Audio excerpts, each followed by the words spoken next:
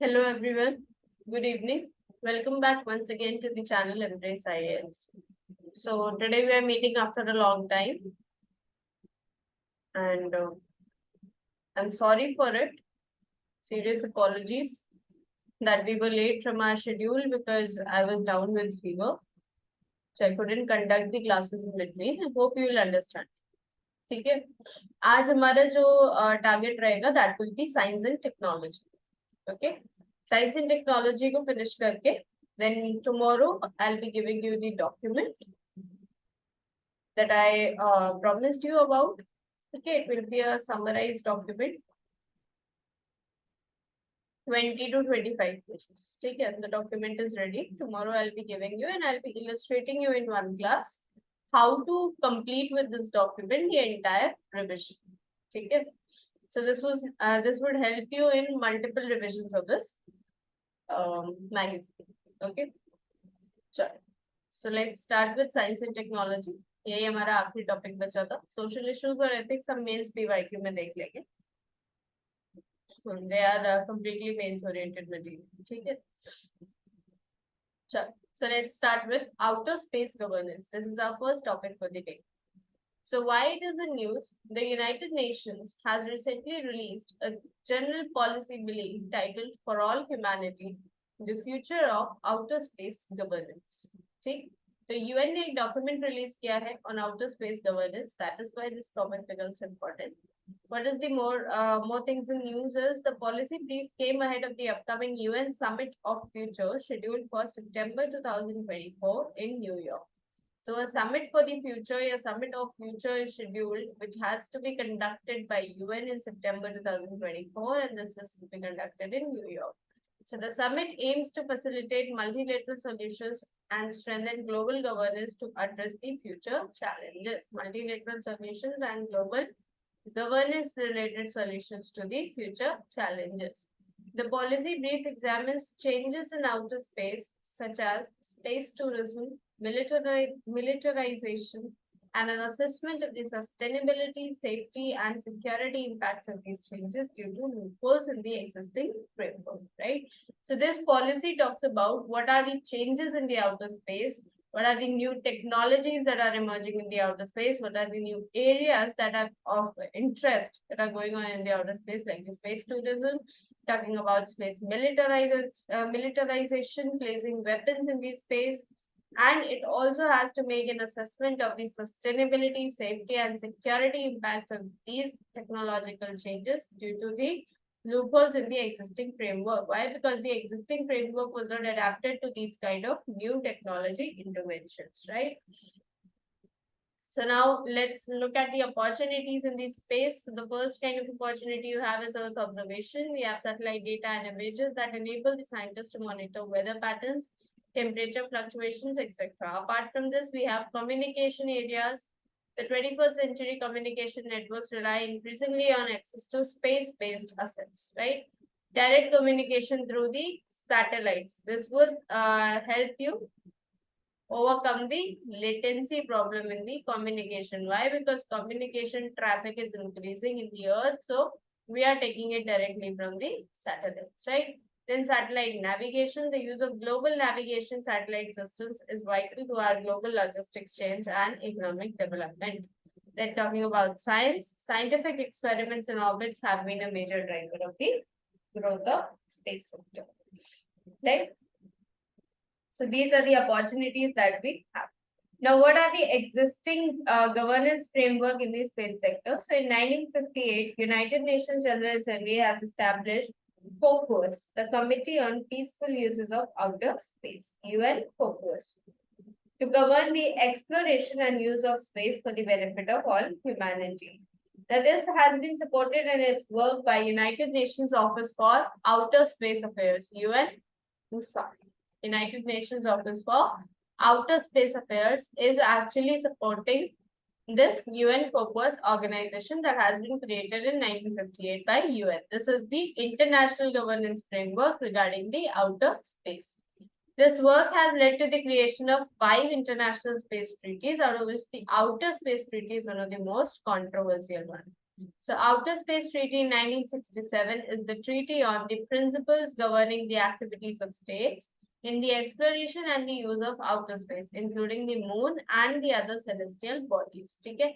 तो outer space treaty जो है ये एक होलिस्टिक ट्रीटी है regarding all the countries intervention into space, B it on moon, B it on others, on any other celestial bodies. So it talks about governing the activities of these states in exploration and use of the resources of the outer space, right? And these resources can be, it has covered a holistic area in it, covering all the planets, covering the galaxies, covering all the cosmic elements of the space, right?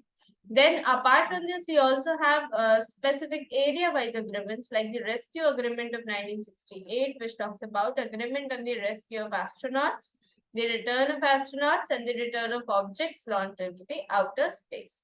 So this is basically a treaty that is indirectly talking about the space debris.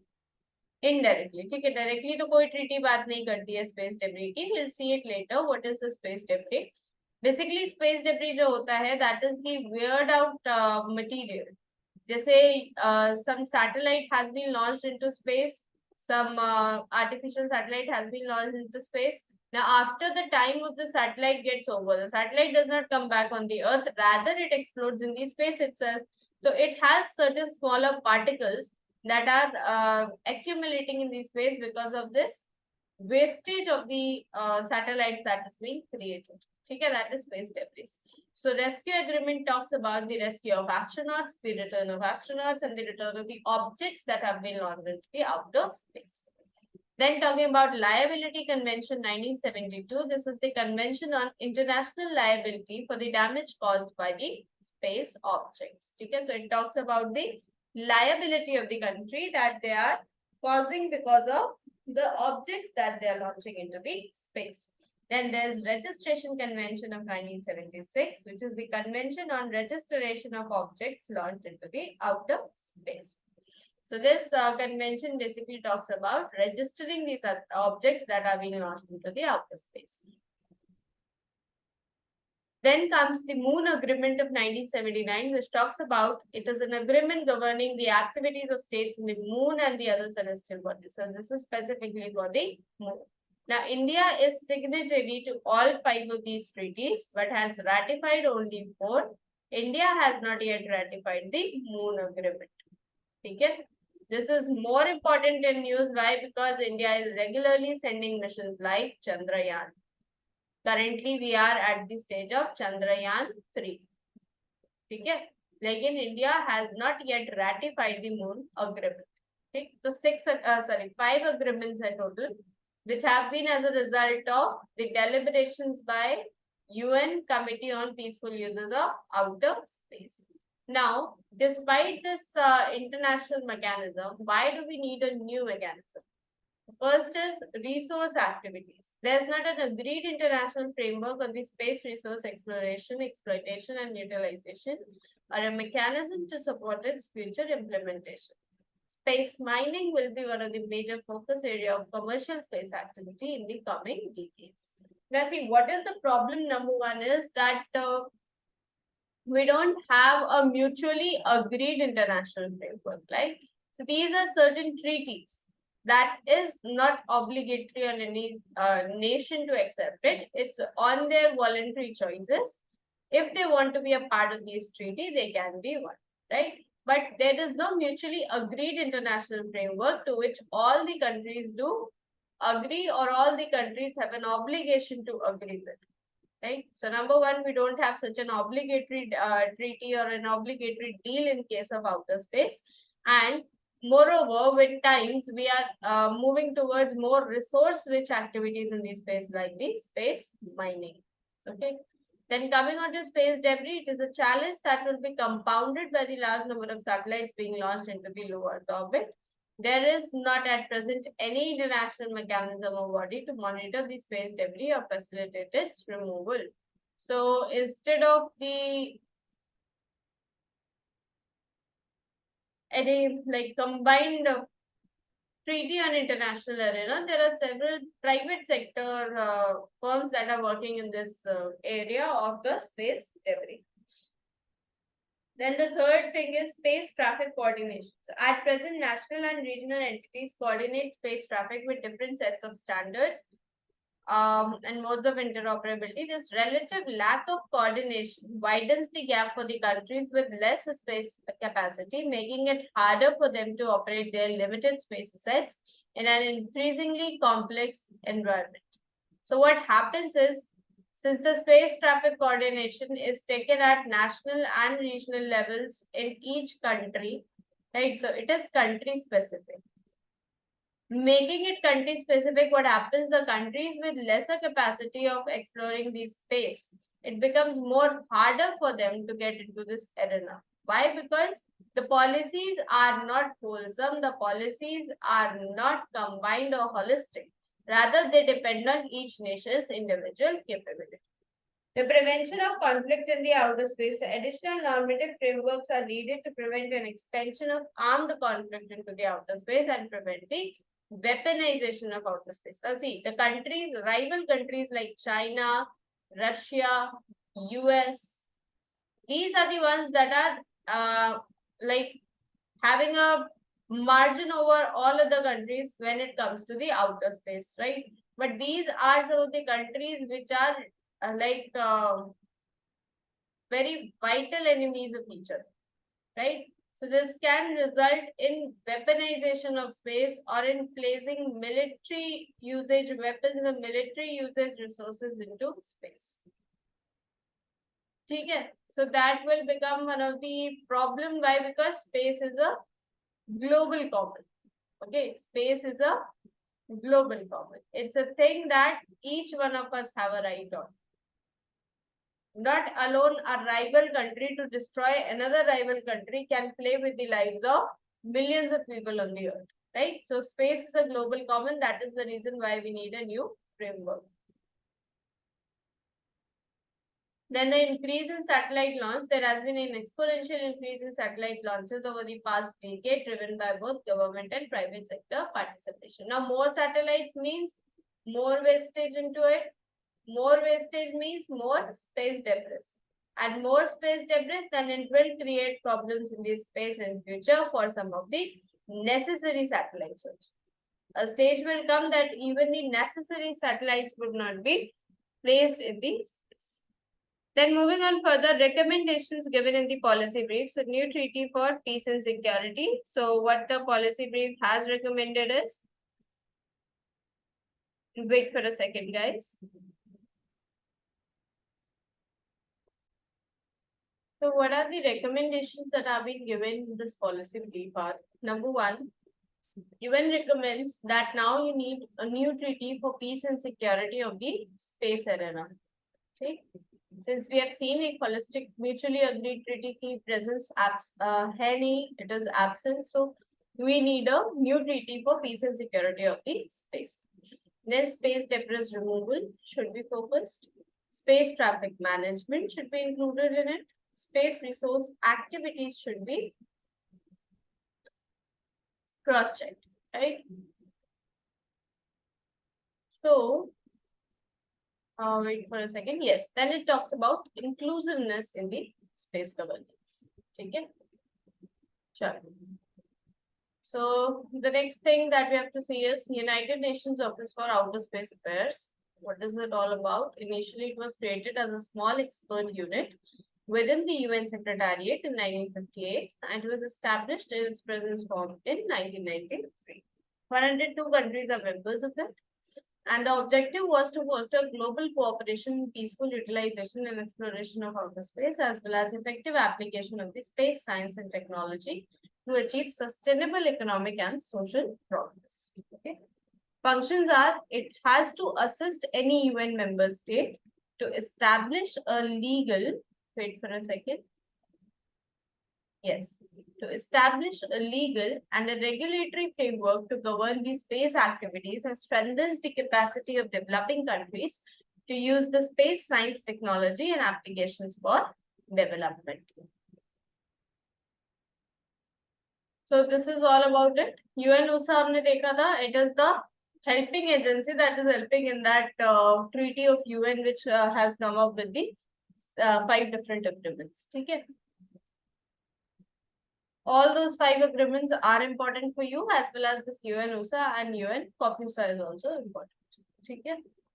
Chalo. Now let's see brain-computer interface. What is this technology all about? So the US Food and Drug Administration has approved Elon Musk's Neuralink chip for human trials. So this is the name of the device, Neuralink chip. It has been developed by Elon Musk.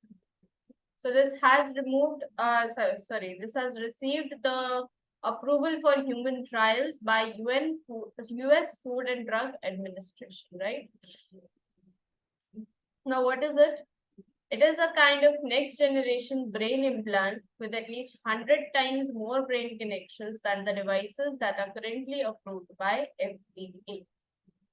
So it is a kind of implant, a chip that will be implanted in the brains, which has 100 times more connections, 100 times more connectivity capacity, as is the capacity present in the current devices that are being used already by US FDA, right? See, what is it all about? एक chip लगती है in the brain of the human being. This chip records the brain activity by using a headset or a cap that is with special sensors.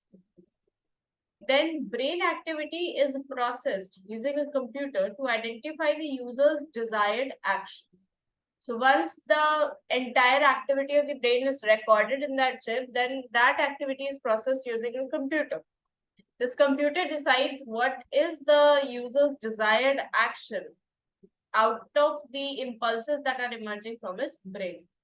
Then this action, a signal is sent to the application to carry out the desired command. Okay. So this application, this whatever application has been inserted in your brain, this will be sent a command to do that following action. Then a feedback is provided to the user to indicate that their action was successful. So this is how the brain-computer interface works. Right? So it is a system that determines the functional intent, the desire to change, move, control, or interact with something in our environment directly from the brain activity. In other words, BCI is allowed to control an application or a device using only our mind. We don't need to make a command. A device will be controlled by whatever impulses our mind is going to generate. Command will be originated from these impulses. It has 3 main parts: a device to detect and record signals coming from the brain. This is implanted in your head. Then a computer to process and analyze the recorded brain activity, and an application of the device to control. You have to send the instructions to do the desired action. So another important part of the BCI is a feedback. The system must somehow let the user know what decision or intended action the computer was able to interpret. Right? The feedback mechanism here hota hai. It is going to inform the user what action it has taken based on the impulses that the user was generating. Now, what are the different techniques to measure the brain activity that has been used in BCI, your brain-computer interfaces? Are number 1, electroencephalography. So there are 2 terms in biology. They are electroencephalography and electrocardiography, means ECG and EEG. Many of you might have heard of these terms. So ECG is electrocardiography. It's to record the movement of your heart pulses, of your heartbeats. EEG, on the other hand, is electroencephalography, which records the impulses generated by your brain. How is it recorded is there are certain metal discs, there are electrodes attached to your head. They apply like a kind of paste on your entire head. This is generally a multani mitti paste. Okay. They apply this paste on your head and they fix certain electrodes on your head as well as on your neck areas. Okay. So these electrodes actually measure the impulses that are being generated by your brain, and this is how your brain activity is studied by electroencephalography. So it is a test that measures electrical activity in the brain using small metal discs attached to the skull. Brain cells communicate via electrical impulses and are active all the time, even during the sleep. Okay? These are important facts that you might know for your prelims. Think our brain is even active when we are sleeping, right? Those electric impulses are conducted even when we are on a sleep. Okay? Sorry. So brain communicates via electrical impulses, and these electrical impulses are in return recorded. Then another way of recording the electrical impulses of brain are functional MRI, functional magnetic resonance imaging. It works by detecting the changes in the blood oxygenation and flow that occur in response to the neural activity. So what it does is, see, whenever your body, wait for a second.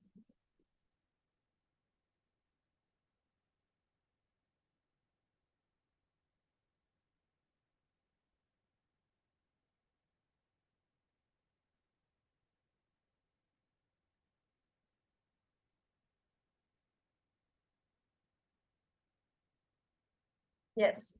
So in very layman terms, let me explain you. How does the system of like wait. Yes. How does the system of impulses traveling throughout our body work? See, there's a certain stimuli. Okay, something happened. Brain impulses are always active. Brain will generate certain impulses in response to that stimuli. Stimuli means any action that takes place in your outer surrounding. Okay. Brain generate karega impulses. These impulses will travel then to your heart. As well as these impulses will travel throughout your organs of the body, which have to do whatever desired functions. They have a separate neural network. Every organ has a separate neural connectivity. Every organ has a connectivity to the brain. ठीक है? तो उनके अपने neural networks हैं. उनके through उन organs में कुछ इंस्ट्रक्शंस जाएंगे and the main impulse goes to the heart. Why? Because heart has to conduct blood oxygenation. Yeah, heart has to pump blood in that amount to those organs to perform that function. ठीक है? तो पहला जो testing है electroencephalography, that is actually measuring the impulses that are emerging from your brain. दूसरा जो test है functional magnetic resonance imaging fMRI, that is measuring the amount of like blood oxygenation that the heart is undergoing to conduct that activity, right? So this is how they are trying to read your, map your brain activity. Clear? So when a brain area is more active, it consumes more oxygen. So if more oxygen is going to that brain area, see brain area again, it has three parts: cerebrum, cerebellum, and medulla oblongata. You don't have to go into details of it, but ये तीन parts होते हैं और ये तीन parts हर अलग-अलग type के functions के लिए responsible होते हैं. तो किस part में कितना ऑक्सीजन किस समय जा रहा है will make sure कि आप किस type का action conduct करने वाले हो. कौन सा part ज्यादा active है, which is increasing its oxygenation demand, that will decide what kind of action is going to be conducted. Whether this is going to be a voluntary action, whether this is going to be an involuntary action, or whatsoever. ठीक है? So this is how these two systems work. These are important systems क्योंकि in test पे questions आए हैं, right? चलो आगे बढ़ते. Applications of BCI, so it will help people with physical disabilities and aging. You can understand how it can do it. Then treatment of certain diseases such as Parkinson's diseases, epilepsy, spinal cord injuries, and some potential treatment for obesity, autism, depression, schizophrenia, tetanus, etc. So tinnitus is basically the ringing or buzzing noise in one or both the ears that may be constant or come and go, often associated with a hearing loss. Understood? Schizophrenia ये होता है कि a person is living two lives. All of a sudden something happens and this person gets into some another life, otherwise he's living a normal character. ठीक है? ये होता है schizophrenia. Depression you might be knowing, autism you might be knowing, nothing much to tell. Obesity is very common. Coming on to Parkinson's disease, this is a neural disorder in which your brain does not conduct proper impulses, because of which your body does not react to a stimuli immediately, and this even results in like seizures and fatigues kind of things. Okay? This can even lead to death. Parkinson's disease is one of the most deadliest diseases till date, the reason of which is still unknown. Okay? Why does the Parkinson's disease develop? The reason is still unknown. Okay, so it can provide a potential treatment for such diseases. Then it can facilitate the brain research, improving human performance. Why? Because it has a kind of feedback mechanism. Okay. Now, what are the concerns related to BCI? So, technical and user challenges. Each person generates unique brain signals, which are difficult to measure clearly. Also, translation of brain signals to speech by a BCI could harm if it is not accurate. So one of the technical challenges कि देखो हर brain एक different impulse generate करता है, and if it is not read properly, it can cause a very potential challenge. Then data privacy and security, again, they are vulnerable to cyber attacks because after all, there are some IT systems that are working on it. Then social impact of it, the reported cost of wearable BCIs range from hundreds to thousands of dollars, which may result in unequal access because we have a digital divide. Right? It's not possible for actually the needy to reach to this technology. Okay? Then ethical issues. BCIs may raise questions about what constitutes the consent and about the potential unfair advantages conferred by certain human enhancements. Medical issues. BCI may unintentionally influence other brain functions or cause any unwanted side effects such as seizures, headaches, mood changes, or cognitive impairment. Cognitive impairment, do you understand? It's about the disability of a brain to react to a certain stimulus. Okay, disability of a brain to react to a certain stimulus. It can weaken your brain. It can weaken your brain's response to an action. Okay. So conclusion, over the next decades, BCI research and development is likely to continue and grow, and we may see a greater widespread use of BCIs in people's daily lives. Also, there is a need to improve the accuracy, the reliability, and efficiency of BCI so as to realize its full potential. Okay? Chalo. आगे आ जाते हैं. Neurons क्या होते हैं? You can just see to it. It is important, definitely important, but here the entire story isn't given. This is what we study in core biology, and there are questions from these areas. Okay? Where I'll be covering biotechnology and teaching you the neural system in detail. So brain is made up of millions of cells called neurons, also known as nerve cells. They are the building blocks of brain. जैसे कि cell is the building block of body, ऐसे ही neurons are the building blocks of your brains. These neurons work together in large networks to coordinate and control processes in a body, from understanding what we see, hear, smell, taste, etc., to executing movements, to regulating breathing, heart rate, etc. Neurons are information messengers. They use electrical and chemical signals to send information between different areas of the brain, as well as between the brain, the spinal cord, and the entire body. So they are basically the messengers. They are sending the electrical and the chemical signals between different areas of your brain, as well as between the brain, spinal cord, and the entire body. Specialized projections called axons allow neurons to transmit electrical and chemical signals to each other. So what is an axon? Is the entire tail structure of the neuron, which helps it to transmit the excuse me, messages. Okay?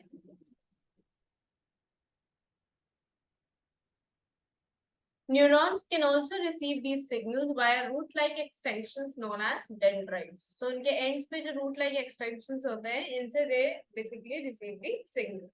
Axon के through वो transmit होता है और बीच में neuron के nucleus के पास जाता है. So there are three kinds of neurons. They are named as sensory neurons, motor neurons, interneurons. Sensory neurons carry information from the sense organs to the brain. Motor neurons, they control the voluntary muscle activities such as walking, talking, and carry messages from nerve cell in the brain to the muscles. And interneurons are neural intermediaries found in our brain and spinal cord. They pass signals from sensory neurons and other interneurons to motor neurons and other interneurons. So what is this all about? Is पहला होता है आपका sensory organ, ठीक? As the name suggests, ये sensory organ से brain की तरफ आपके सेंसेस ने कोई एक्सटर्नल स्टिमुलाई देखा या फील किया, तो ये मैसेज जो ब्रेन के पास जाता है ये जाता है वाया सेंसरी न्यूरॉन्स, ठीक। दूसरे होते हैं मोटर न्यूरॉन्स। मोटर न्यूरॉन्स क्या होते हैं? See from motor you can understand, motor मतलब मोबिलिटी, ठीक। They are talking about mobility. आप कोई भी वॉलेंट्री एक्शन करना चाहते हो, वॉक करना चाहते हो, एक्सरसाइज करना चाहते हो, you need to speak out something, ठीक। तो आपकी मसल्स जो है इनको वर्क करना है, ठीक। Muscles need to come into mobility, okay. So now when muscles need to come into mobility they need an order from the brain. तो ब्रेन जो ऑर्डर देता है मसल्स को वो देता है मोटर न्यूरॉन्स के, ठीक है।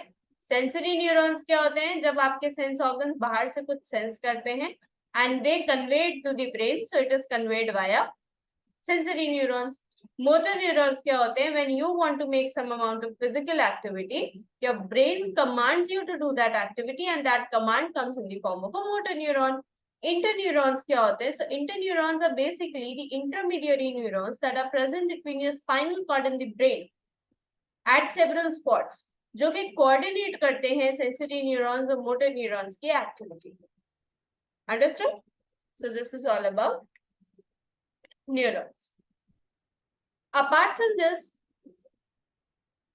based on their structure, based on their individual structure, again, ये तो हो गया types of neurons based on their functions. Now, types of neurons based on their individual structure when we see, तो वो क्या होते हैं? Multipolar neurons, unipolar neurons, bipolar neurons, pyramidal neurons, and Purkinje neurons. The multipolar neurons are basically, these neurons have a single axon and symmetrical dendrites that extend from it. तो जो अभी अपने diagram देखा था, ये वाला जो डेंड्राइट्स होते हैं फ्रंट पे, and then this is one axon and then end it has a tail. So this is a kind of multipolar neuron where there's a single axon and there are symmetrical dendrites that are extending from this one axon, right?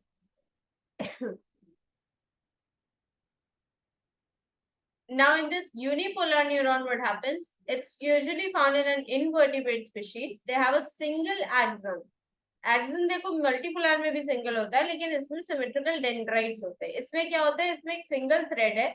यही thread एक single उसमें जा रहा है और यही dendrite का function कर देता है. ये पूरा structure सिर्फ axon ही होता है in a unipolar neuron. ठीक है? Bipolar neuron, they have two extensions extending from the cell body. At the end of one side is the axon and at the end of other side are the dendrites.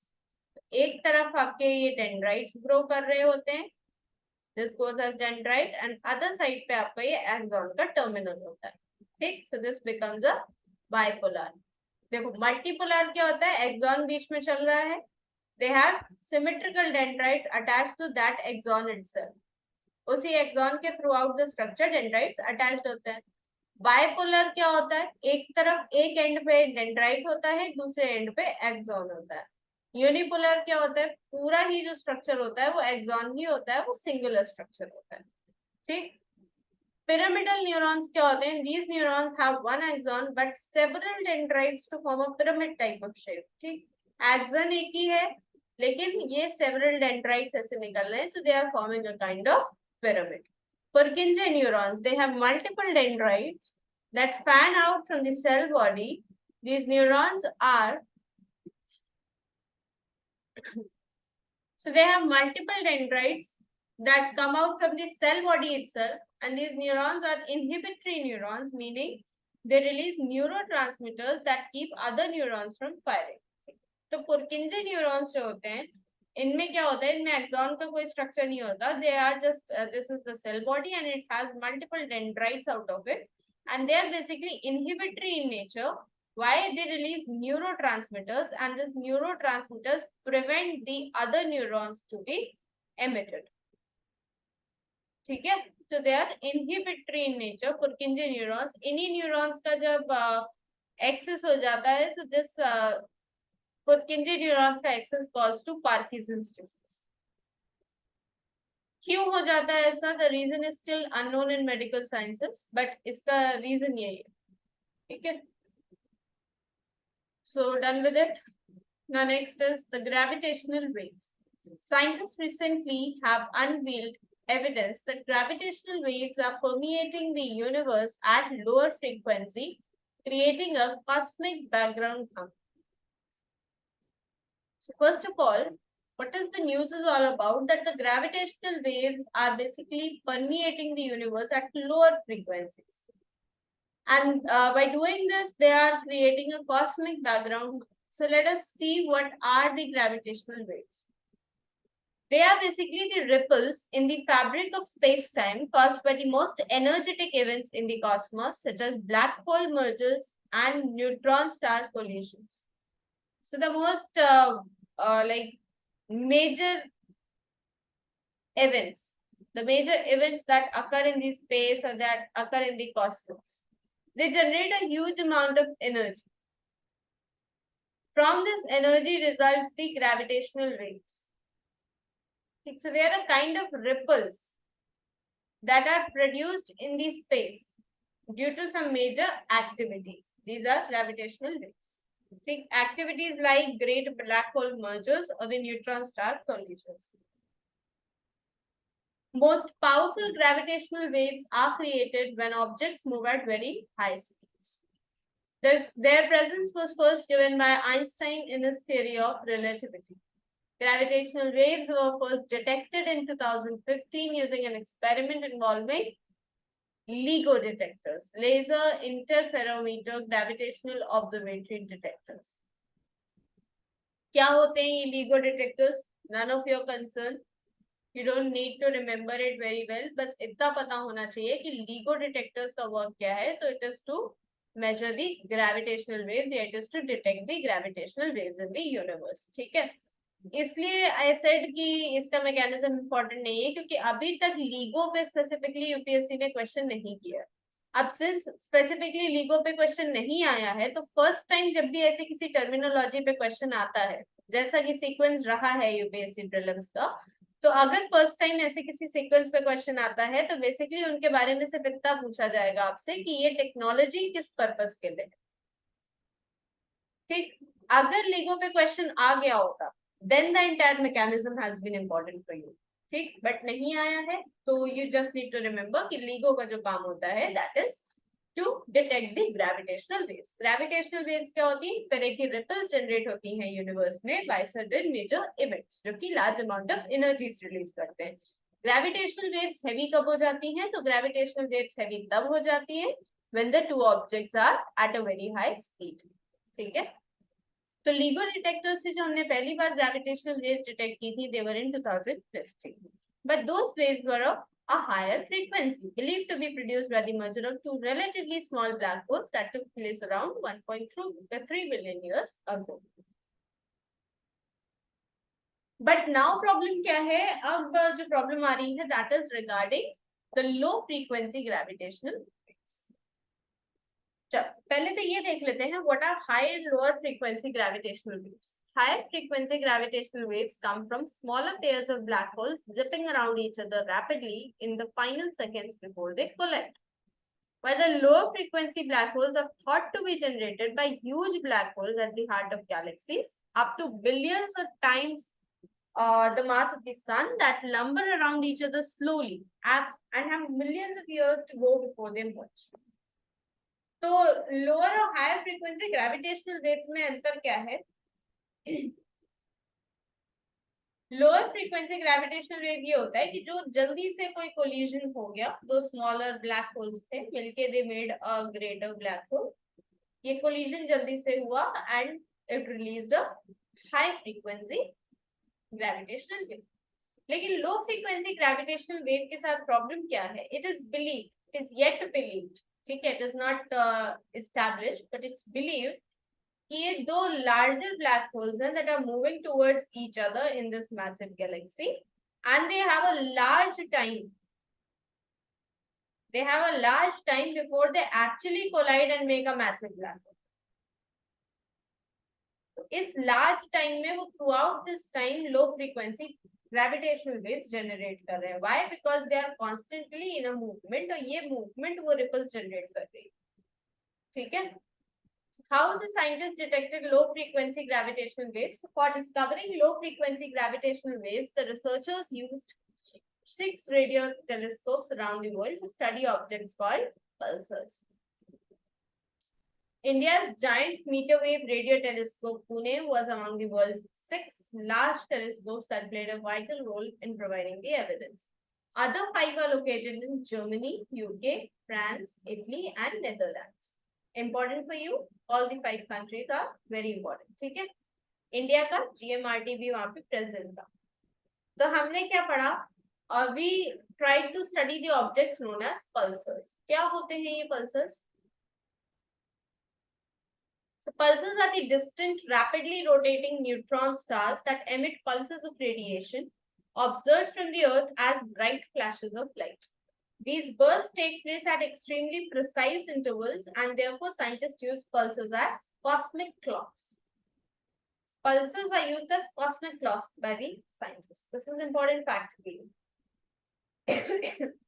Pulsars होते क्या हैं? So pulsars are far away from each other but rapidly rotating neutron stars.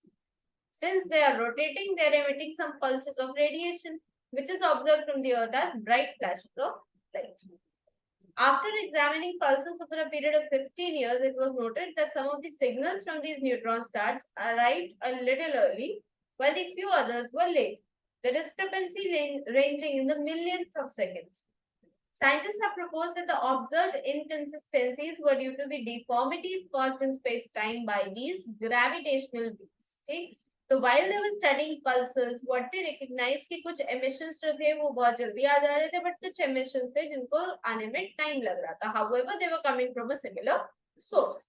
So why does this time lag take place? हालांकि time lag was in just a millionth of seconds, but still, there was a time lag, and why it was, the scientists believe that it was due to the presence of these gravitational waves. Okay? When gravitational waves travel across the cosmos, they stretch and squeeze the fabric of the space-time very slightly. This stretching and squeezing can cause the distance between the Earth and a given pulsar to minutely change, which results in the delays. They described the universe gravitational wave background as the equivalent of hearing the hum of a large group of people talking at a party without being able to distinguish any individual voice. So this gravitational wave background, these ripples generate some amount of sound energy which is equivalent to a large party hall where you are hearing just the humming of people, but you can't understand a single individual voice. That is, you cannot get the source of it. Right? So what is the significance of this discovery is that it provides enough data to suggest that there is a gravitational wave background which exists in our universe.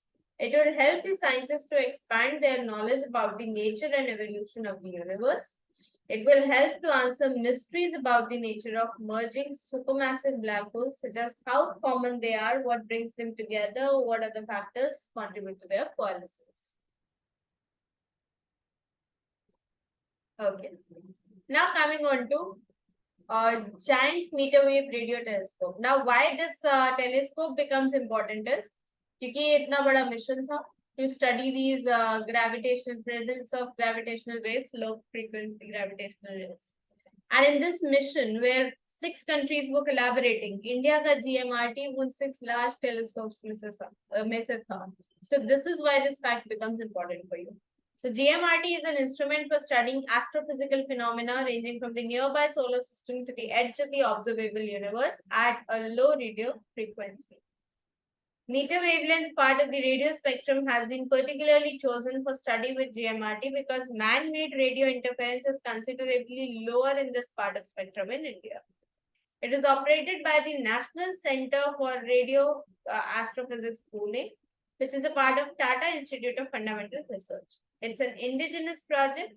Design is based on the SMART concept, stretch, mesh, attached to rope trusses. Major objectives of GMRT to detect the highly redshifted spectral lines of neutral hydrogen expected from protoclusters or protogalaxies. To search for and study the rapidly rotating pulsars in our galaxy. तो पहला objective है इसका to study the pulsars. दूसरा object है the redshift spectral line of the neutral hydrogen expected from protoclusters of protogalaxies. See, protoclusters protogalaxies से यहाँ मतलब है ऐसे एरियाज जो हमें पता नहीं है स्पेस में, right? So the areas which are yet undiscoverable in the space, जहां से एक ऐसी एनर्जी डेवलप हो रही है जो कि रेड लाइट को शिफ्ट कर रही है. लार्जेस्ट वेवलेंथ ऑफ लाइट है रेड, ठीक है?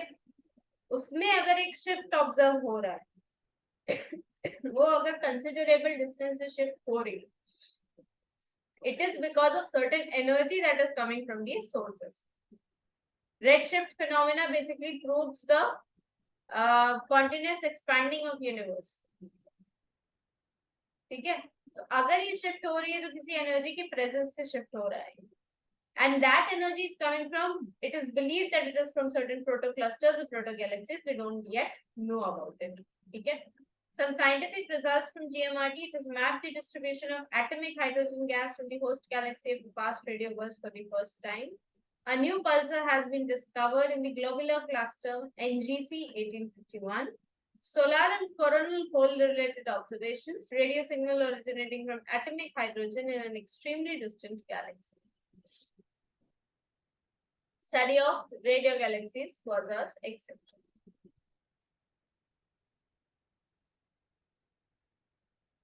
Okay, so about gravity and space-time, let's have a look over this also. In his theory of gravitation, Isaac Newton postulated that the force that makes an apple falls to the earth is also the one that keeps the moon in its orbit around the earth.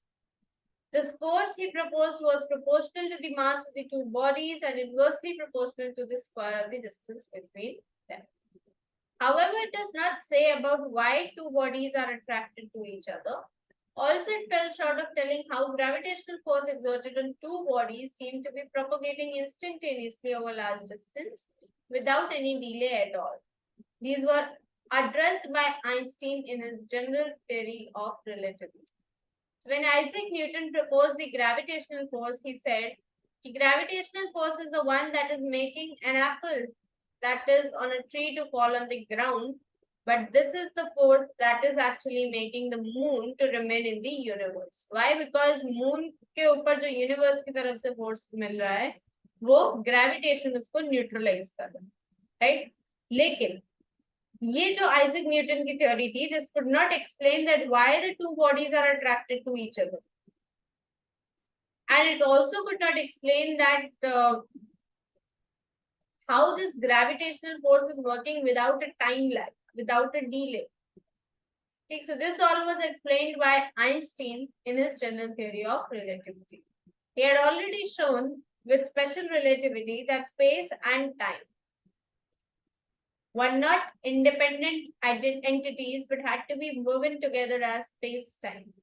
Einstein proposed that gravitational attraction was a result of the bending of the fabric of space-time by equivalent of a heavy object. The greater the mass of an object, the more extreme the warming of space it causes. So a star warps space-time more than a planet, and a black hole warps it more than a star. What is important for you is here, the greater the mass of the object, the more extreme is the warping of the space. This is an important point for you. Then Einstein said that the sun, the earth, and all other bodies form similar curvatures around them, and this was the reason for smaller objects getting pulled towards them. But since the earth, sun, and everything else are moving, the curvature around them moves too. And this creates the ripples in the space-time, just like a moving boat in water creates ripples. It is these ripples that Einstein termed as the gravitational waves. Okay? Sure. Now our next topic is the rare Higgs boson decay. A very important topic for you because Higgs boson has been a previous year topic of interest for PSC. ठीक है? तो ये topic इसीलिए important हो जाता है क्योंकि previous years में यूपीएससी ने इसको मेंस तक में पूछा है. ठीक, so it is very important for you. So this particle of Higgs boson is basically termed as the God particle. Higgs boson is basically termed as the God particle, that is providing energy to all the electrons, protons and neutrons. That is providing energy to an atom. Right? So why in news? The scientists at the European Organization for Nuclear Research, CERN, which hosts the Large Hadron Collider, has discovered that Higgs boson is being decaying into Z boson and a photon. So they have discovered a decay of the Higgs boson particle, because of which it is in use.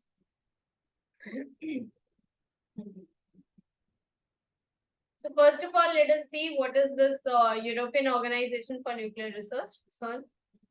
Founded in 1954, it is probing fundamental structure of the universe and study the basic constituents of matter.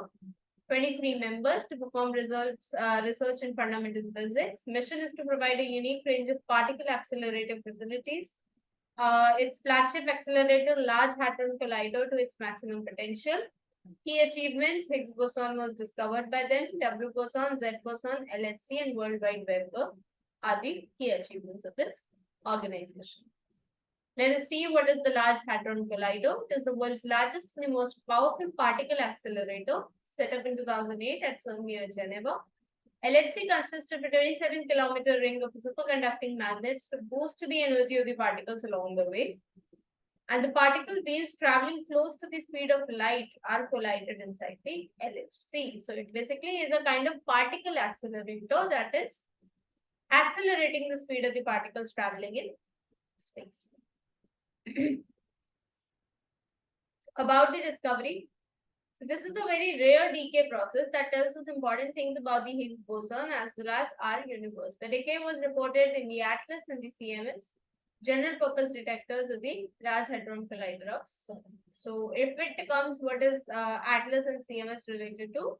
So it is related to the Large Hadron Collider, a particle accelerator that has been placed by European CERN in Geneva. So implications of this discovery is that this evidence of decay can provide indirect evidences to the existence of particles beyond those predicted by the standard model of particle physics. So standard model of particle physics के according teeny particles हैं electron, proton and neutron. But the question that the science is dealing with is कि ये जो electron, proton and neutrons होते हैं, sorry I've written it nucleus, it's neutrons. इनमें जो mass present है, जो energy present है, वो energy कहाँ से आ रही है? So this is what was discovered by European CERN, which was the Higgs boson particle, which gives energy to these standard model of particle physics elements. ठीक है? So the discovery can lead to a fifth fundamental force which is yet to be discovered. ये fifth particle है, fifth state of matter. Sorry, not the state of matter, fifth particle. The physicists currently recognize four fundamental forces, namely the strong force, the weak force, the electromagnetic force, and the gravitational force. This was the fix, the Higgs boson force, which was giving energy to these particles. Higgs boson is popularly known as the God particle and is a subatomic particle that was first theorized in 1960 by physicist Peter Higgs and others. Existence was proved in 2012 through the experiments in LHC at CERN. It carries the force that a particle experiences when it moves through an energy field called the Higgs field that is believed to be present throughout the universe. For example, when an electron interacts with the Higgs field, the effects it experiences are said to be due to its interactions with the Higgs boson. Now, what are the properties of this Higgs boson? So, number one is the mass. See, in this case of Higgs boson, you must very well by heart remember all these important facts about it, because Higgs boson has been a part of UPSC previous years, not only prelims but also mains. ठीक है? इसका मास भी आपको याद रखना पड़ेगा 125.35 giga electron volts, which is 133 times the mass of protons. Spin भी याद रखना पड़ेगा. It is a scalar particle and has zero spin. It does not possess any angular momentum. सीधा ही मोशन शो करता है ये। लाइफ टाइम वेरी शॉर्ट होती है, it rapidly decays into other particles. It is produced in high energy collisions. Detection detected indirectly by observing the particles it decays into. Direct detection इसका नहीं होता है. It is basically detected by the particles it is decaying into. Normally decays into a pairs of photon or a pair of W or Z bosons. The recent discovery had found that Higgs boson is decaying with a photon and a Z boson, which is unusual. What is the standard model of particle physics? The standard model is a theoretical framework that describes the fundamental particles of matter and their interactions. It also explains the three of the four fundamental forces of nature except that of the gravitational force. It explains how two elementary particles, fermions and bosons, in their interactions make up all the particle matter in the universe. Fermions are the particles that make up the matter and are further divided into two groups named as quarks and leptons. And bosons are the particles that carry the force. They mediate the interactions between the particles. Boson in the standard model are photon, WNS bosons, gluons, and Higgs boson. The theory is silent on how the particles acquire mass, and the current discovery can be a clue to find the reason for the same.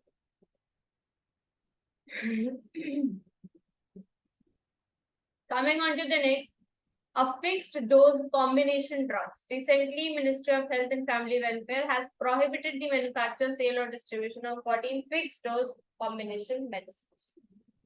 So what is basically a fixed dose combination is? Action was taken after an expert committee recommended that there is no therapeutic justification for these fixed dose combination and they may involve a risk to human beings. So the banned fixed dose combination include Pneumocide plus paracetamol disposable tablets, amoxicillin plus bromhexine tablets. These FDCs are part of 344 FDCs which government has earlier banned in 2016. क्या होती है fixed combination drug या fixed dose combination drug? So it refers to the products containing one or more active ingredients used for a particular indication. ठीक है? Fixed dose combination क्या होती है? Whenever you see a medicine, that medicine has several chemical components in it. When you see crocin, it's not only paracetamol. Paracetamol के साथ I think amoxicillin होती है या there's some salt present in crocin. ठीक, वो plain paracetamol नहीं होती है. तो जब भी कोई मल्टीपल सॉल्ट्स प्रेजेंट होते हैं एक ही मेडिसिन में, तो it becomes a fixed dose combination drug. Why? Because उस सॉल्ट का एक डोसेज होता है. लाइक अगर वो टैबलेट 0.25 mg की है तो उसमें 0.12 mg will be some other medicines and 0.12 mg will be some other medicine. तो ये फिक्स डोज में मिला दी जाती है. ठीक, बट कंसर्न यहाँ पर ये आता है कि डिफरेंट बॉडी स्ट्रक्चर्स को डिफरेंट डोसेजेस चाहिए होते हैं. तो उस केस में ये FDCs कैन बी डेंजरस. ठीक है. So it refers to the products containing one or more active ingredients used for a particular indication. Active pharmaceutical ingredient is the biologically active component of a drug product that produces the intended efforts. तो active ingredient का मतलब जैसे हो गया paracetamol हो गया, एमोक्साइलिन हो गया, ये स्टैंड अलोन सॉल्ट्स है. ठीक, ये स्टैंड अलोन सॉल्ट्स है, ये एक बीमारी को खुद ही ट्रीट कर सकता है. इनको हम एक्टिव इंग्रेडिएंट्स कहते हैं. तो जिन मेडिसिन में एक से ज्यादा एक्टिव इंग्रेडिएंट्स होते हैं उनको हम फिक्स्ड डोज कॉम्बिनेशन बोलेंगे. If it is combined for the first time, it would fall under the definition of a new drug. New drug requires prior approval from DGCI before being licensed by the state licensing authorities. DGCI heads the CDSO, which is responsible for ensuring quality drug supply across the country. CDSO works under Ministry of Health and Family Welfare.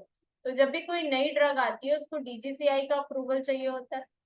ठीक, DGCI क्या है? DGCI basically head होता है CDSO का. CDSO क्या है? CDSO काम करती है ministry of health and family welfare के अंडर में. ठीक, ड्रग रेगुलेशन का काम होता है इसका.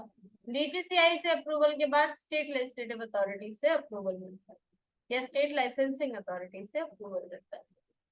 CDSO is basically a statutory body. It was established as the Central Drug Authority for discharging functions assigned to the central government under the Drugs and Cosmetics Act.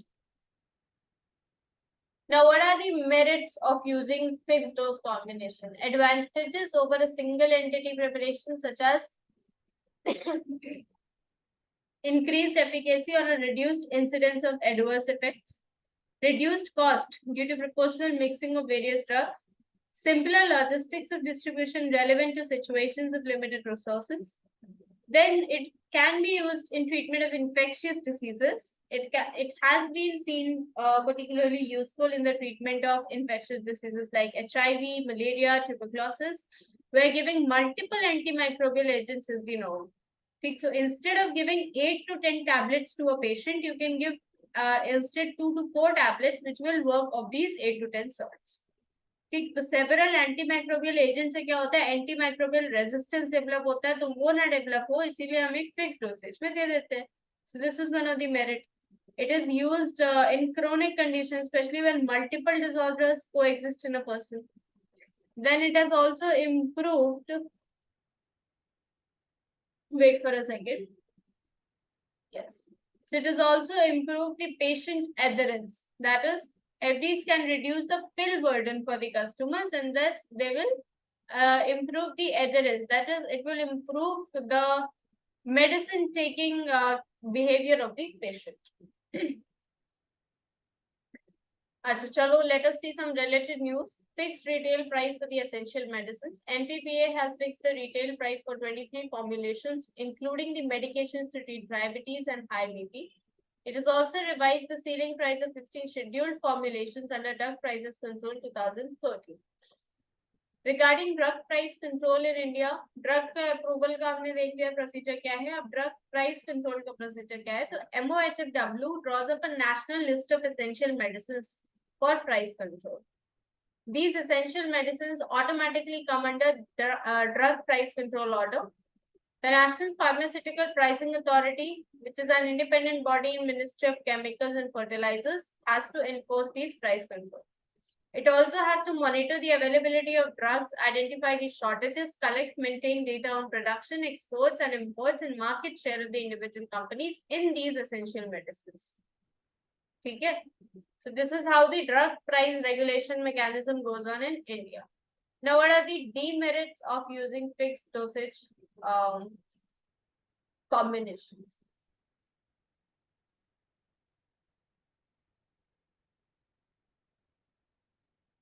First is pharmacodynamic mismatches. That is, mismatch between the two components, such as one drug having antagonistic effort on the other reduces its efficacy or enhances the toxicity of the salts. Then decrease the shelf life. Drugs having non-compatibility when mixed for FDCs may lead to decrease the shelf life of FDCs. So certain salts, if after mixing with another start decaying faster, so they will decrease the shelf life of the medicines. Questionable effectiveness. Diseases such as TB treatment in the absence of direct observed therapy short course and therapeutic drug monitoring questions often get raised about FDC's effectiveness. Then antimicrobial resistance. The irrational FDCs with substandard dosage fail to offer adequate therapeutic response to successfully kill the bugs and end up rather helping them developing resistance to FDCs. Suggestions to improve periodic surveys. National Drug Authority should be constituted. It was recommended by the Hathi Committee as well as in the drug policy of 1994. Then a strong punitive action as suggested by the Mashelkar Committee against those who are involved in drug-related cases of corruption. Then multi-step approach involving all these stakeholders, customers, physicians, regulatory authority, industry, and academia. Essential Commodities Order 2017, finalizing and implementing the order will help to curb unethical activities.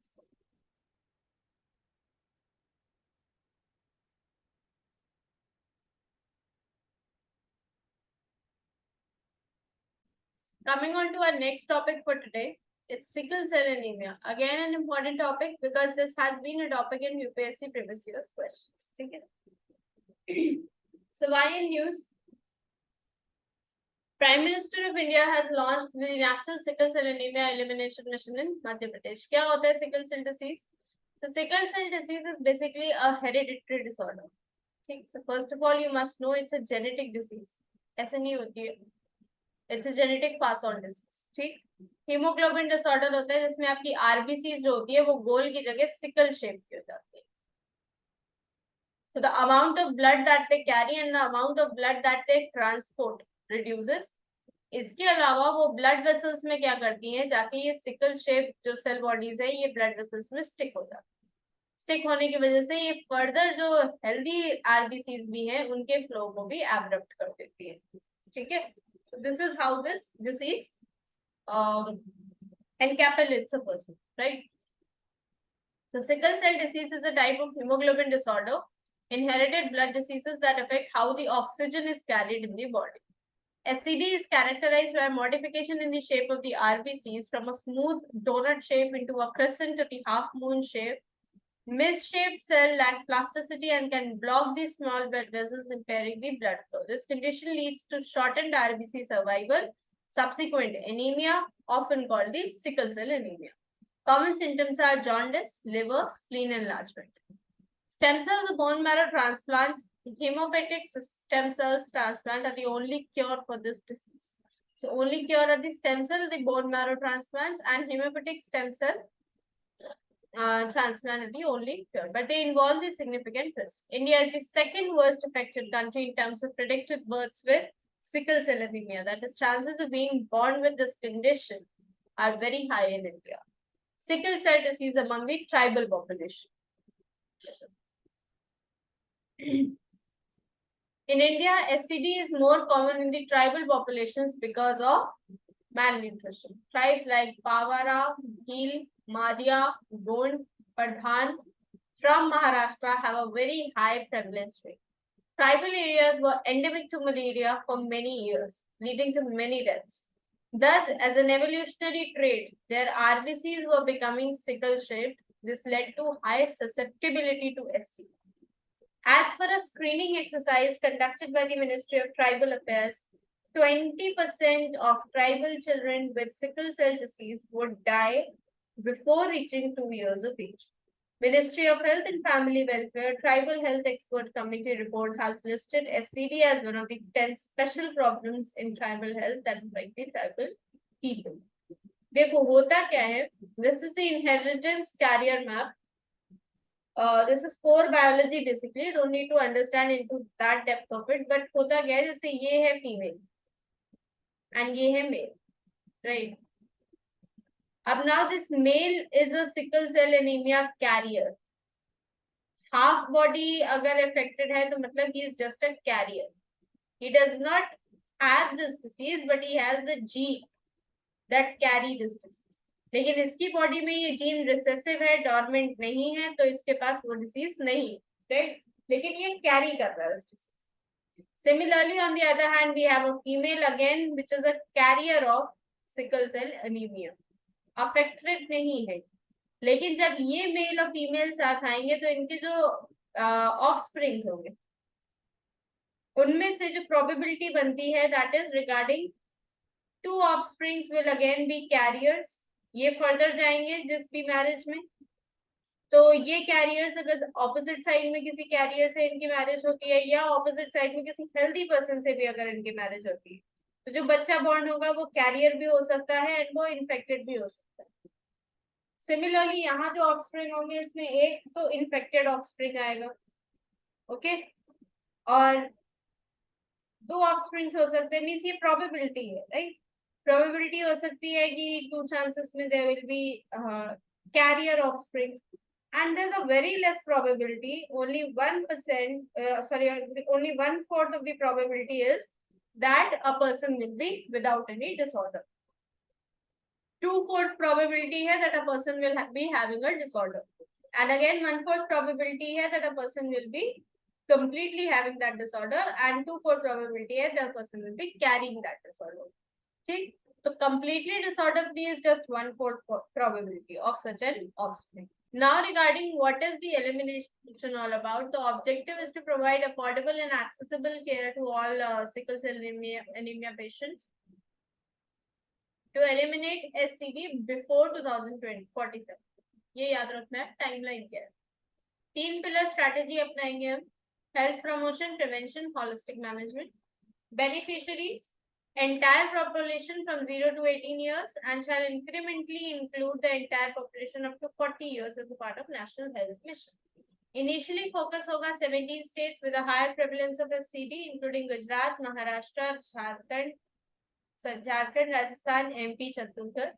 Mission is to cover around 7 crore people in next 3.5 years. The program would be an integration with the existing mechanisms such as Pradhan Mantri Surakshit Matruta Abhiyan and NHM. So it will be an integration with some of the flagship schemes of the government. Other initiatives for the sickle cell anemia, you can see to it, NHM is working on it. Then Ministry of Tribal Affairs has launched a portal wherein the people can register themselves if they have a disease or a trait regarding sickle cell anemia. Then government also plans to distribute special cards across the tribal areas for people below the age of 40 based on the screening results, whether they are the carriers or the affected of the sickle cell anemia. Now, what are the concerns in controlling sickle cell anemia is lack of adequate screening awareness and inadequate screening centers. Cures are both costly and still in developmental stages. Tribals generally rely on traditional medicine for treatment and they have mistrust in modern treatment techniques. Way forward, timely diagnosis, prenatal diagnosis, resource utilization, and patient support groups. Right? Nothing much to explain. आगे आ जाते हैं stem cells. Again, an important point because this has been a question in the previous lesson. Recently, a team of scientists in the US and UK have created the first synthetic human embryo-like structures in the world using stem cells, bypassing the need for eggs and sperm. So without fertilizing the eggs and sperm, by only utilizing the stem cells, the scientists have created a first synthetic human embryo-like structures. Okay. So let's move further with this news.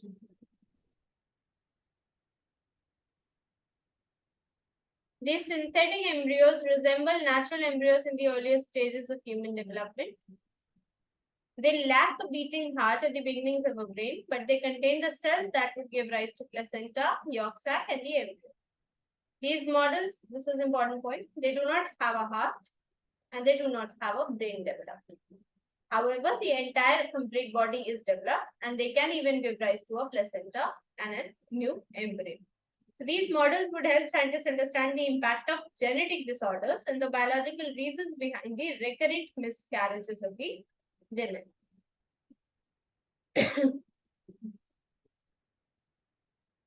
As regards stem cell, so what is a stem cell? What we call a stem cell? So a stem cell is basically, wait for a second. A stem cell is basically a cell which has two capabilities, two fundamental capabilities. Number one, it can differentiate into many cell types. Okay. A single kind of cell, that is a bone marrow cell, having an ability to develop into a cardiac cell of the heart, having an ability to develop into a neuro cell, as well as having an ability to develop into a renal cell, that is the kidney cell. ठीक है, तो एक type का cell उसके अंदर capability है to differentiate into many cell types, and second capability is to replicate itself for the self renewal. This is a capacity that every cell has, capacity of self renewal or to capacity of replicating itself, and this is a capacity that is peculiar to a stem cell. ठीक है, तो एक cell body के किसी एक part का cell जो कि हर तरह के सेल में डेवलप हो सकता है. The categories of stem cells on the basis of capacity to give different kind of cells. Totipotent cell can make all the three embryonic germ layers and extra embryonic tissue. The only known indisputably totipotent cell is the zygote. Pluripotent cell मतलब सारी embryonic germ layers को ये बना सकता है. Pluripotent, it can make multiple lineages from all three embryonic germ cells, ectoderm, mesoderm, endoderm, for example, the embryonic stem cells. तो zygote क्या होता है? Zygote एक embryo बना सकता है.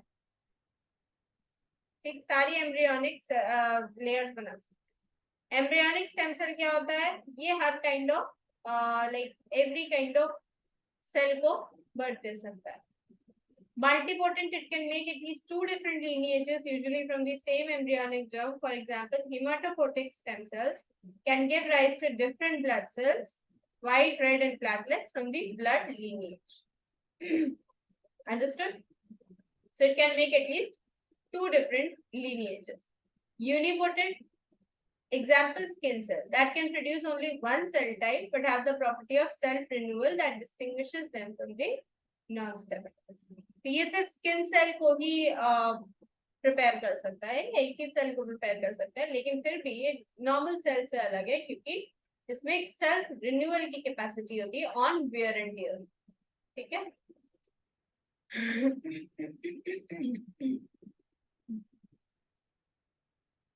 So now this research is also going to help the researchers to know about the, to understand the black box of human development. Wait for a second. Or the period before a pregnancy's progress can be detected on a scan. That is, the period before the scan records a pregnancy. In that period, in that black box period, this research will help the researchers identify the reasons why the miscarriages happen,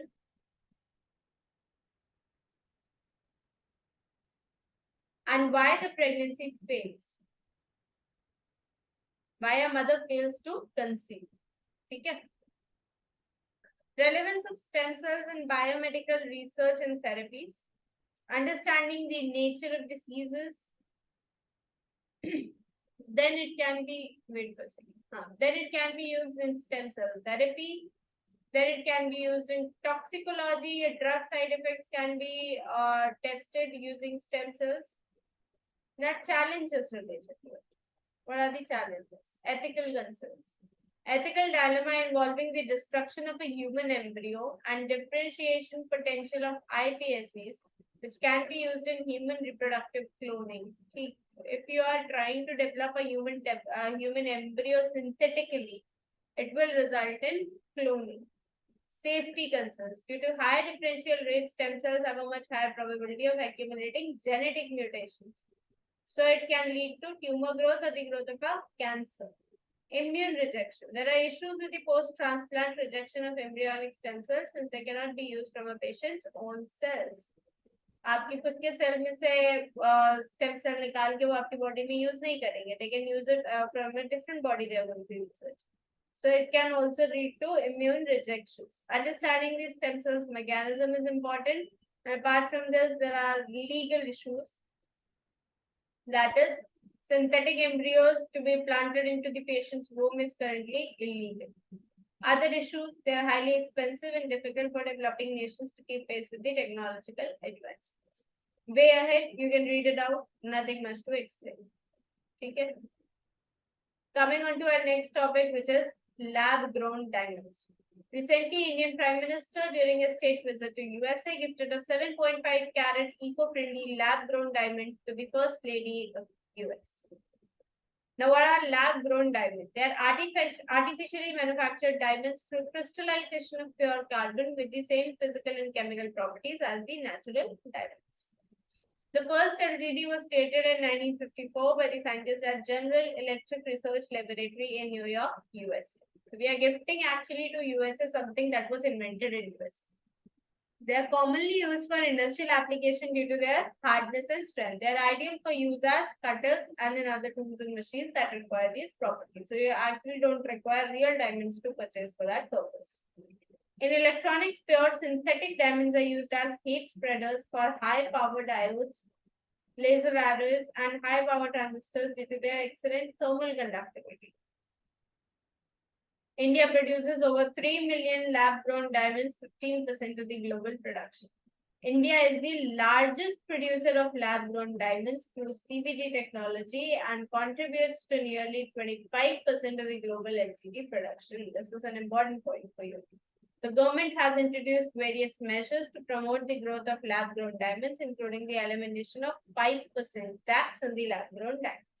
Additionally, the government has also announced to establish India Center for Lab-Grown Diamond at IIT Madras. Now, what is the difference between a natural diamond and a lab-grown diamond? So, lab-grown diamond has no dirt or impurities in grain. It is affordable even in the better quality, created with little to no environmental damage, guaranteed origins and trackable resources.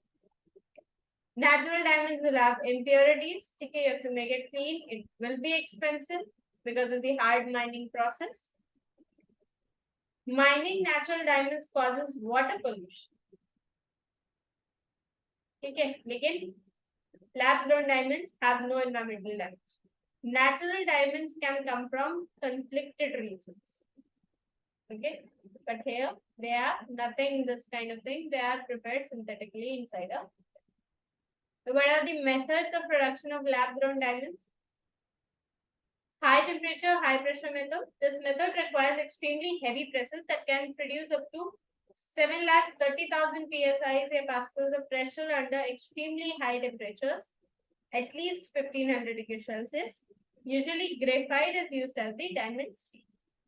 Then, chemical vapor deposition method. A chamber is filled with a mixture of gases, carbon, hydrogen, etc., along with the diamond seed substrate, usually a graphite. Chamber is then heated to temperature of 800 degrees to 900 degrees Celsius using microwaves, lasers, or hot filament, which causes carbon to precipitate into a diamond. Okay. Okay. So now moving further to the news in shorts. So done with our major topics. News in shorts एक बार देख लेते हैं जल्दी से. Then we will be finishing over with this video. कल का हमारा जो एजेंडा रहेगा, tomorrow I'll be posting the document, 20-page document that I have prepared for this magazine. And apart from this document, I'll also be conducting a class in which I'll be illustrating how in 1 hour you are going to revise this magazine multiple times with that document. You don't need to study this 120 or 130 page document again. ठीक है? चलो. तो सबसे पहले GEAC देख लेते हैं. इसमें बस ये देखना है कि GEAC का पर्पस क्या है. Few states have refused to give no objection certificates of biosafety research trials regulated by the GEAC field trials. This is not at all important for you. ठीक है? Agriculture is a state subject, important. GEAC क्या है? It's a statutory committee, functions under MOEFCC, constituted under whatsoever act. You know that it's a statutory committee. ठीक है? So it's constituted under EPA, Environment Protection Act. Main function is to approve the activities involving large-scale use of hazardous and recombinants in the industrial production. Okay, this is what is important for you. इससे ज़्यादा कुछ नहीं चाहिए आपको. GEAC के बारे में you can read it out. Coming on to our next topic, that is cell-cultivated meat. What is cell-cultivated meat? US has granted approval to make and sell cell-cultivated chicken. Cellular agriculture is the process by which animal-based products are produced directly from cell cultures rather than animals. It comprises two different approaches, cell cultivation and precision fragmentation. Cell cultivation is cellular cultivation. Precision fermentation contains no cellular or living material in the final product like milk. In 2020, Singapore became the first country to approve the sale of cell-cultivated meat. So they are basically not bringing this meat out of animal. They are not killing animal to bring this meat. They are preparing this meat through cellular combinations. The benefits reduce GHG emission, animal right will be protected without changing dietary habits, etc., etc., etc. You can read it all. Okay, important points है, read कर लो in specific. Challenges associated, cost of cell cultivated meat high होगा, ठीक है, क्योंकि आप laboratory में prepare कर रहे हो, तो it requires certain additional investments. Then apart from this, wait for a second.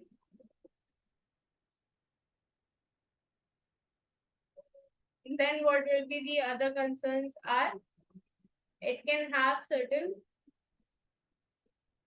Resource constraints like availability of high quality cells and all, difficulty in replicating, uncertainty of consumer acceptance due to the lack of awareness. If a consumer is not much aware about it, so it can be skeptic about this product.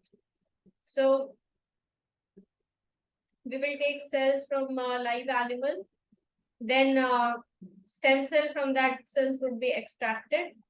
Synthetic animal or plant-based nutrient medium with the growth serum will be added. Growth of cell on a nutrient medium, then processing of the muscle, and then cultivated meat will be prepared as a final product. So understood this process? Nothing much to explain. Stem cell समझाया ही था क्या होता है.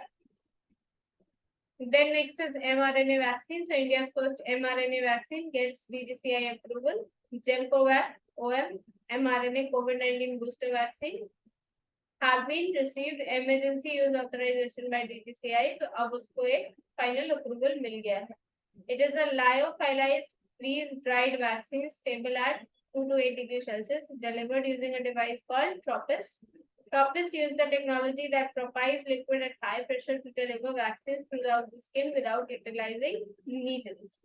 Clinical trials and approval are governed by New Drugs and Clinical Trials Rule and Drugs and Cosmetic Act, CDSO, headed by DGCI, working under Ministry of Health and Family Welfare. CDSO we have seen is a statutory body, right? Now let us see something about mRNA vaccine. It's a type of vaccine that uses messenger RNA molecules to provide instructions to the body cell for producing a protein that triggers an immune response against a pathogen. ठीक, तो ये क्या करता है? Messenger RNA को use करता है. Messenger RNA क्या करता है? मैसेंजर आरएनए इंस्ट्रक्शन देता है आपके बॉडी सेल्स को to produce a protein. This protein will trigger the immune response to whatever like external bacteriophages arriving in your body. Okay. Sure. Then the next one is phage therapy. What is phage therapy?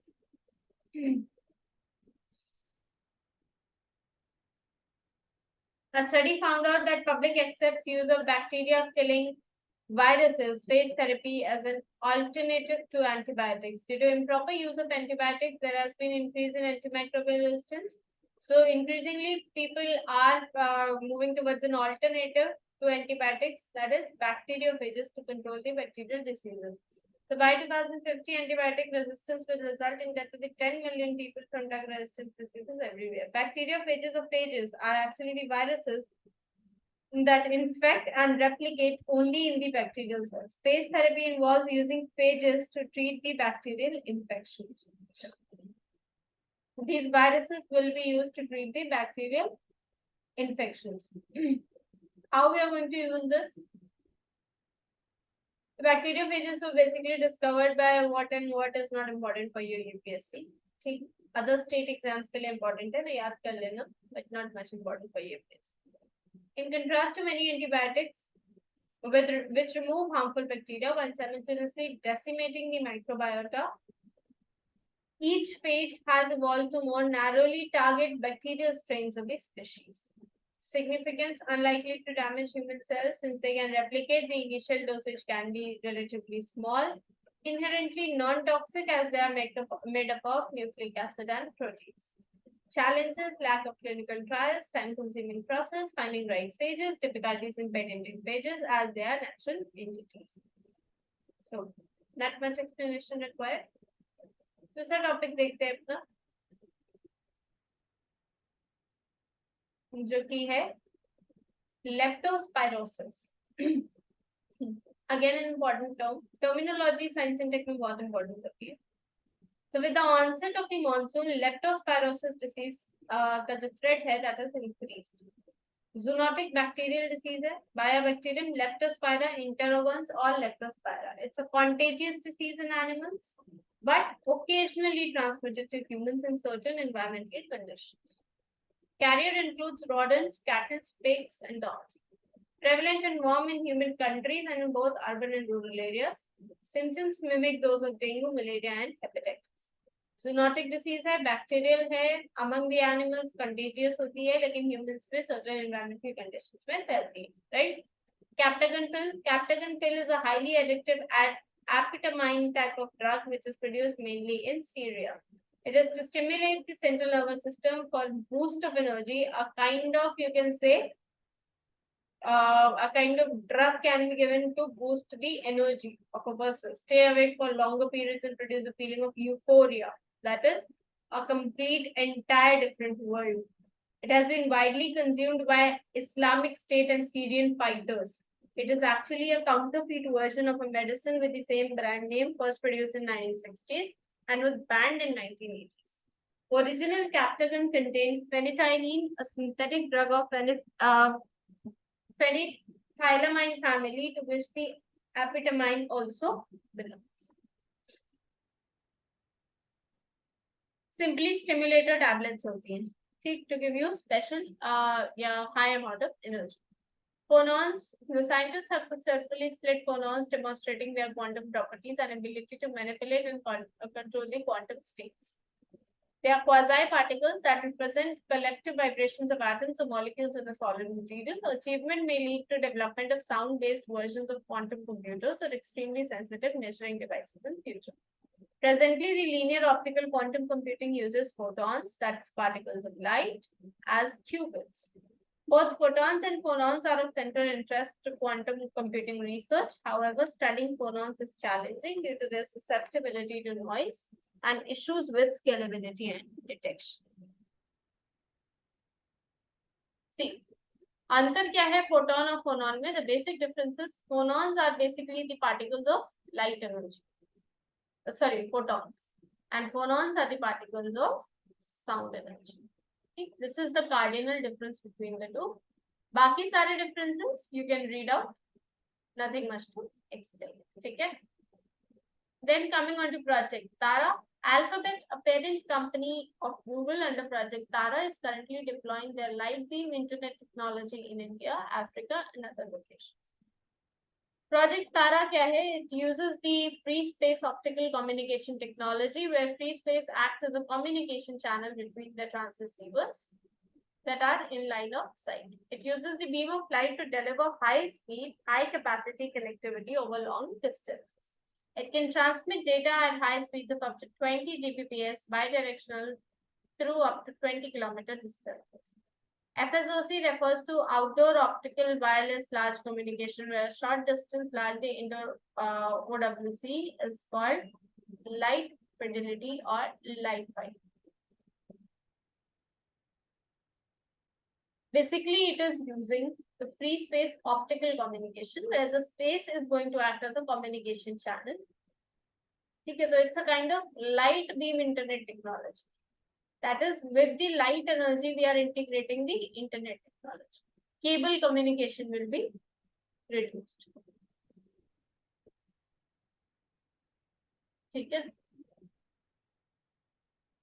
Project Tara, Google का project है, Alphabet company का.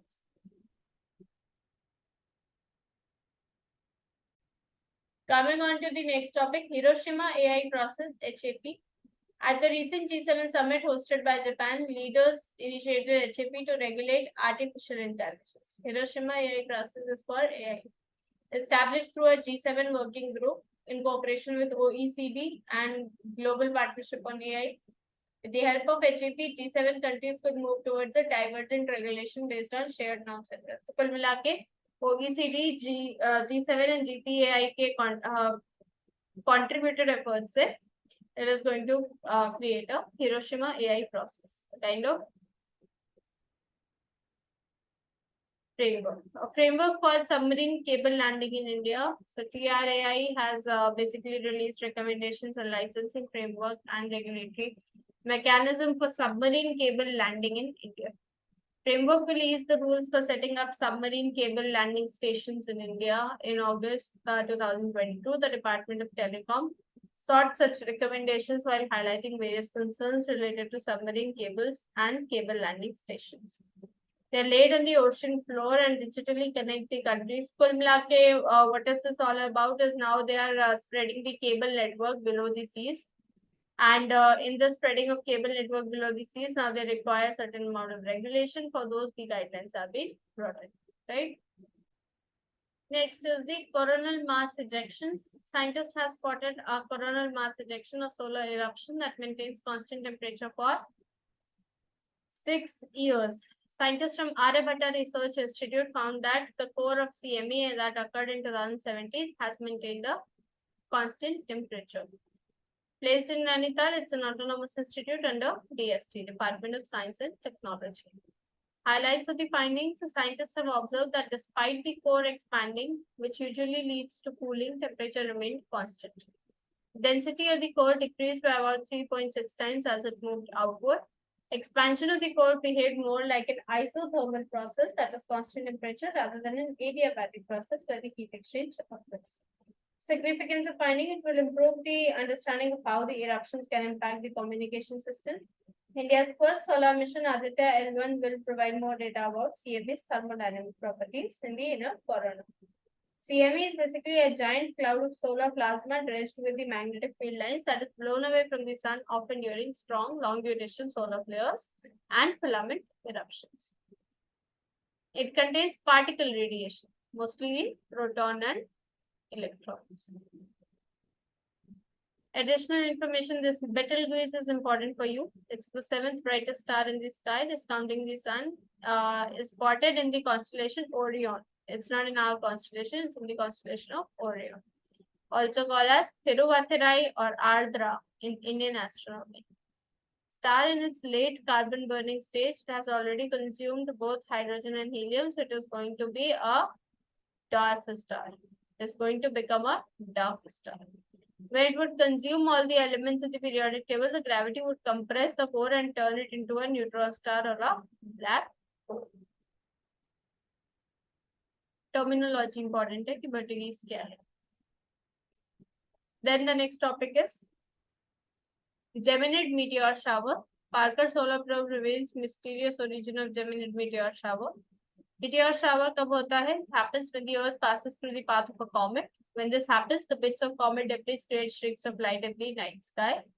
Geminid meteors are created by tiny bits of rocky debris shed from a small asteroid named 3200 Python, which was discovered in 1983. Quasi-moon. Astronomers have discovered a new asteroid dubbed as 2023 FW13 along the Earth recently. It is it is considered as a quasi-moon or a quasi-satellite, meaning it orbits the sun in a similar time frame as the Earth does, but it only slightly influenced by the Earth's gravitational pull. Experts believe that it has been orbiting Earth since 100 BC. Earlier, a quasi-satellite named as Kamo Olava was also discovered in 2016. What you need to know is just a quasi-moon named as this and a quasi-satellite named as this. Why quasi? Because it revolves around the sun in the same way, but it is not affected by the Earth's gravity. Okay. Iran's first hypersonic missile, first domestically made hypersonic missile, Fateh. Okay. Then what are the hypersonic and supersonic systems? You can read it through it. Nothing much to explain.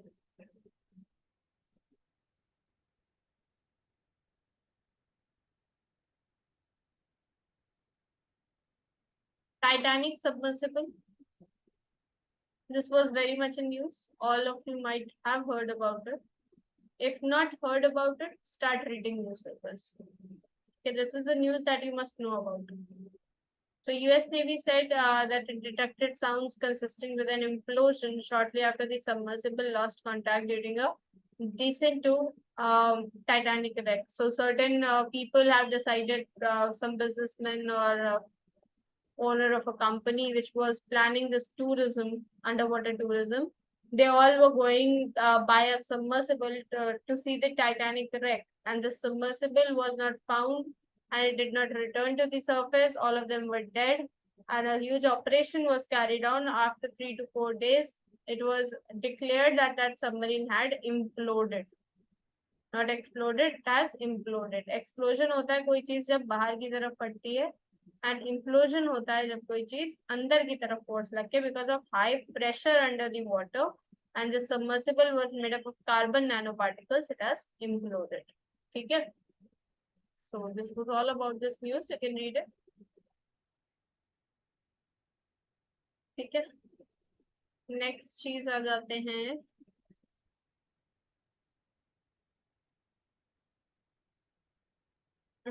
wait for a second.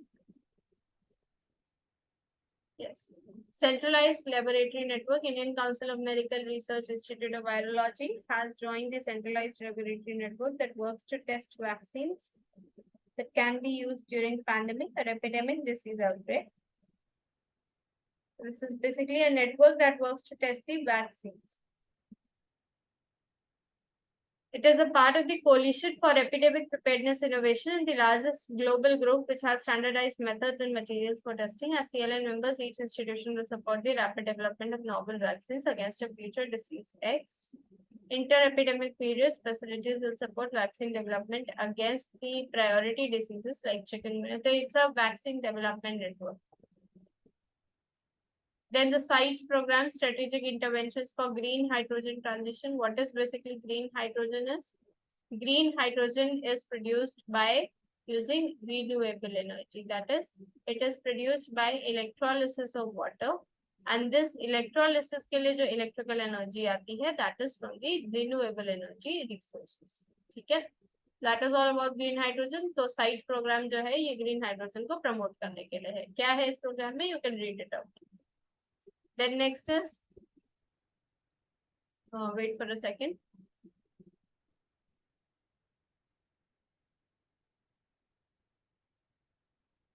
Next is about उत्प्रेरक, उन्नत तकनीकी प्रदर्शन केंद्र.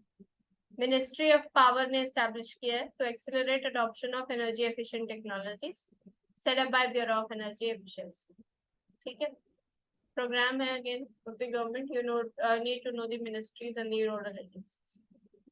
Lithium-ion batteries में देख लेते हैं. Lithium-ion batteries again an important topic for UPSC prelims. So recently, Nobel laureate and co-inventor lithium-ion batteries, John Bannister Goodenough, had passed away. So he was the inventor of it. Nobel Prize मिला था 3 लोगों को एक साथ for development of lithium-ion batteries. We must know all these 3 scientists. ठीक है? Lithium-ion battery is basically a family of rechargeable batteries in which the lithium ions, wait for a second. Family of rechargeable batteries in which the lithium ions move from the negative electrode, wait for a second. Lithium ions move from the negative electrode to the positive electrode during discharge and back from the positive electrode to the negative electrode when charged. Okay. You can read about it. This is all factual data, nothing much to explain. Important topic है UPSC के लिए, so you must prepare it. Then coming on to the next topic, which is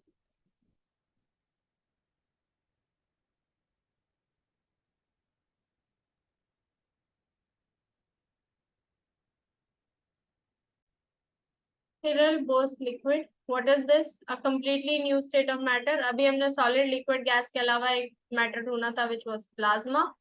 अब हम एक completely new state पर आ गए, Hiral-Bose liquid state. ठीक, important topic है UPSC के लिए. ऐसे topics are very important topics of concern. ठीक है, super small quantum scale में by bringing 2 layers of the special material very close together at very low temperatures. Researchers created a frustration machine, a bilayer semiconducting device designed to create this state of matter. How does this machine works is by incorporating an electron spin, the machine works by incorporating, wait for a second again. This machine works by incorporating 2 layers. One is the electron-rich top layer, in which the electrons can move freely, and then there's a corresponding bottom layer with the holes that the electrons can occupy. The machine creates a local imbalance resulting in electrons not having enough holes to fill, and thus kicks off the novel state called the Hiral-Bose liquid state. In this quantum state of matter, matter behaves in the ways quite different from the solid, liquid, and gaseous states. Particle interactions within these states can give rise to infinite possibilities. It is a pathway for finding a more secure and reliable way to encode the digital information. Okay, this much only is known about it right now. Not much is for your concern. Okay. Chalo. So we are done with the science and tech sections. Kal will be the session on 1 hour revision of this magazine. Okay. I'm extremely sorry. The magazine would have been done by this time, but I was not well. So I hope you will be understanding. So Kal I'll be releasing the document as well as the explanation over it. Okay. I'll be illustrating over here in the class. कैसे एक घंटे में within an hour you're going to revise the entire magazine and you won't be needing this 132 page document again and again for the revision. Okay. So goodbye. See you tomorrow in the next video. Keep studying and do like, share, and subscribe if you really like our videos. I think you can dislike also. It's completely up to you. So goodbye. See you in the next video.